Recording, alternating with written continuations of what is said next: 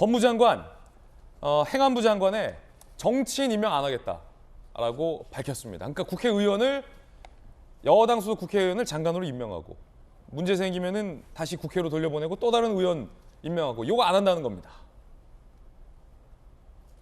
윤석열 정부 1기 내각 법무행안장관 정치인 출신 배제하겠다.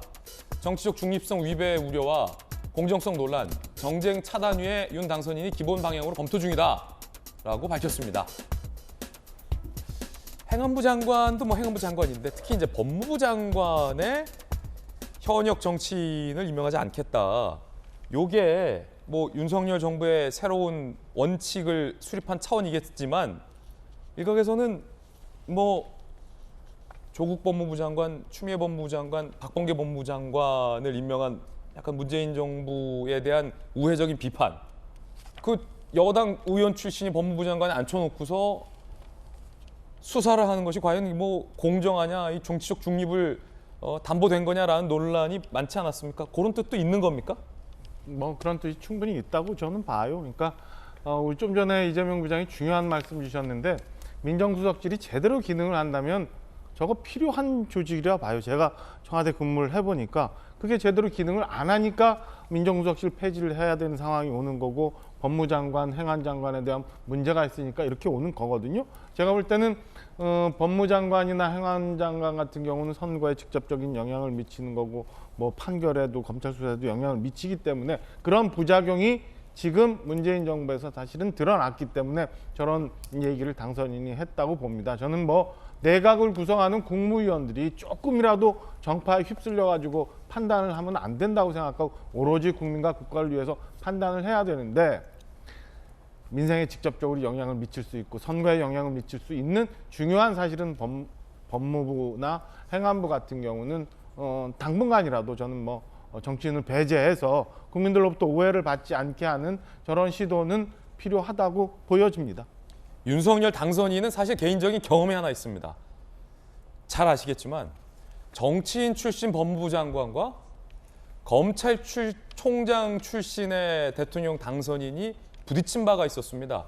어쩌면 윤석열 당선인은 그 개인적인 경험을 통해서 이거 정치인 출신을 법무부 장관을 앉히면 안 되겠다라고 그 순간에 느꼈을지도 모를 일입니다. 그때 장면 들어보시죠. 장관의 말을 겸허히 들으면 좋게 지나갈 일을 세상 지휘랍시고 총장의 지휘권을 박탈하고 그거는 정말 비상식적이라고 저는 생각합니다. 법한 것이고요. 또 필요했던 것이고 또 긴박했던 것이고요. 검찰총장은 법무부 장관의 부하가 아닙니다. 다수의 검사들은 검찰총장이 정치화해가는 것에 대해서 상당히 자괴감을 느낄 겁니다. 자, 이런 개인적 경험을 윤석열 대통령 당선인은 한 바 있죠. 법무부 장관, 행안부 장관의 정치인 임명 안 한다. 전재수 의원님께서는 어떻게 보십니까?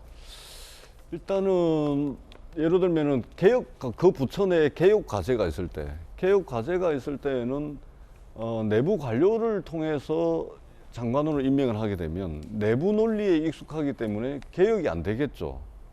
반면에 특이한 경우가 없을 경우에는 내부 출신을 발탁을 해가지고 장관으로 앉히는 경우가 있을 겁니다. 그러니까 그때 상황에 따라서 좀 다릅니다. 그러니까 정치인 출신 장관이 가게 되면 제일 큰 장점은 뭐냐면 여러 가지 부처 간 이견이 있을 때 그런 것들을 중재하고 조정할 수 있는 그런 능력이 이제 정치인들에게는 아무래도 수월하죠. 그다음에 개혁 과제가 있을 때는 추진력이라든지 이런 측면에서는 아무래도 정치인이 장점이 있겠죠. 네. 그런데 이제 부처를 안정적으로 이끌어 가야 되거나 크게 개혁 과제라든지 이런 것들이 없을 때는 굳이 정치인 장관을 필요로 하지 않고 관료 출신이라든지 아니면 그 분야의 전문가를 발탁을 해가지고 그 부처를 안정적으로 이끌어가는 것도 필요하겠죠. 결국은 인사라는 것은 이제 메시지거든요.